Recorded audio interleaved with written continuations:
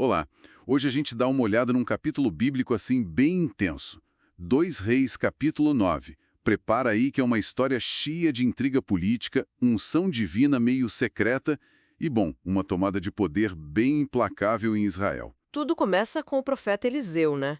Uma figura importante. Ele chama um jovem profeta e dá uma missão bem específica e urgente: ir até Ramot-Gileade. Isso. E lá encontrar Jeú, um comandante do exército, e ungí-lo rei sobre Israel. Uma ordem divina direta. E o jovem profeta vai, cumpre a missão, leva Jeú para um quarto assim mais reservado, derrama o alho na cabeça dele e entrega a mensagem de Deus. E que mensagem, né? Ungite rei sobre Israel. Ferirás a casa de Acabe, vingarei o sangue dos meus servos profetas. E ainda tem a profecia sobre Jezabel, que os cães a comeriam. Exato. E como instruído, o jovem profeta abre a porta e some. Foge dali bem rápido. É interessante notar essa urgência, esse segredo todo na unção, né? Isso mostra muito a instabilidade política da época e também o papel dos profetas, que era crucial, mas muitas vezes perigoso. Eles eram instrumentos de mudança divina, mesmo que de forma abrupta, assim. Com certeza. Daí Jeú sai do quarto e conta o que aconteceu para os outros oficiais. A primeira reação deles é tipo, esse cara é louco, falando do profeta. Sim, uma desconfiança inicial. Mas quando Jeú repete a mensagem divina completa, a coisa muda. Muda completamente. A aceitação é imediata, unânime. Pegam as capas, estendem nos degraus para ele, tipo um tapete improvisado, tocam a trombeta e gritam: Jeú é rei. Uhum. Essa rapidez toda na aceitação sugere, assim, um descontentamento muito forte com a dinastia de Acabe, com o rei Jorão. Talvez já houvesse um clima para mudança, né? Ou um reconhecimento da autoridade divina por trás da mensagem, ou mesmo do carisma do próprio Jeú. Jeú não perde tempo mesmo. Age rápido, organiza ali uma conspiração e parte na hora para Jezreel. Era lá que o rei Jorão de Israel estava se recuperando, né? De uns ferimentos de batalha.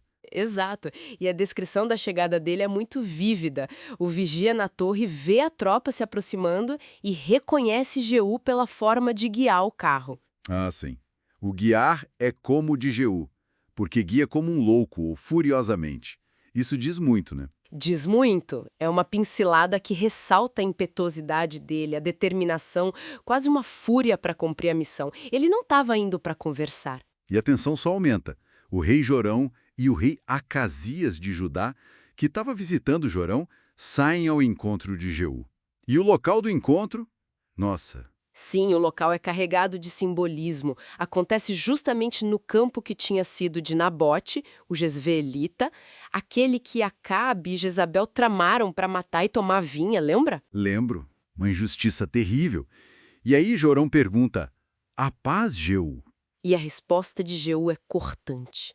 Que passe, enquanto as idolatrias e as feitiçarias de Jezabel, tua mãe, são tantas. Ele joga na cara a questão religiosa, a raiz do problema segundo a ordem divina que ele recebeu.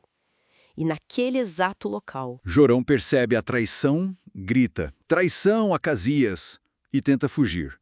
Mas, Jeú é mais rápido, dispara uma flecha certeira. e o atinge fatalmente. E Jeú ainda faz questão de ordenar que o corpo de Jorão seja jogado ali mesmo, no campo de Nabote, mencionando explicitamente a profecia do Senhor sobre isso. Cumprindo a palavra à risca. E Acasias também tenta escapar, mas é perseguido, ferido e acaba morrendo depois, em Megiddo. A execução de Jorão é justificada ali como cumprimento da palavra divina, né? Mas a violência é muito clara e serve, claro, para consolidar o poder de Jeú de forma decisiva. A morte de Acasias, que era do reino de Judá, mostra que essa ação teve consequências amplas. Depois disso, Jeú entra em Jezrael. E aí vem o confronto com Jezabel. Ela fica sabendo que ele chegou, se arruma toda, pinta os olhos, ajeita o cabelo e fica na janela olhando. Uma postura desafiadora até o fim. Quando Jeú entra pelo portão, ela ainda provoca mencionando Zinri, um outro usurpador que também matou seu rei e teve um fim trágico. Teve pai, Zinri, que matou a seu senhor? Mas Jeú não se intimida. Ele olha para a janela e grita, quem está do meu lado? Quem? E alguns eunucos, que eram oficiais do palácio, olham para ele, se posicionam. Aí vem a ordem terrível de Jeú. Joguem-na daí abaixo. E eles obedecem. Jogam Jezabel pela janela. A descrição é brutal. O sangue dela espirra na parede, nos cavalos, e os cavalos a pisoteiam. É chocante. Muito. Depois Jeú entra, come, bebe, e só depois manda cuidarem do corpo dela, para enterrar, porque afinal ela era filha de rei. Só que quando vão procurar, já é tarde demais. Só encontram a cabeça, os pés e as palmas das mãos. O resto, os cães já tinham feito o que a profecia dizia. E Jeú confirma. Esta é a palavra do Senhor que falou pelo ministério de seu servo Elias. No pedaço de campo de Jezreel, os cães comerão a carne de Jezabel. A profecia se cumpriu nos mínimos detalhes. Exatamente. O fim de Jezabel é descrito de forma assim visceral, cumprindo à risca o que Elias tinha profetizado. A provocação final dela não adiantou nada. É. Uma narrativa muito forte. Sem dúvida. E nos confronta, né, com essa interseção complexa entre o que é apresentado como ordem divina, a ambição política clara de Jeú e uma execução de justiça, ou seria vingança, extremamente brutal. Fica essa reflexão, né? Sobre os limites, sobre a natureza dessas ações, num contexto que mistura fé e poder de forma tão intensa. Pois é, onde que a gente traça a linha, né?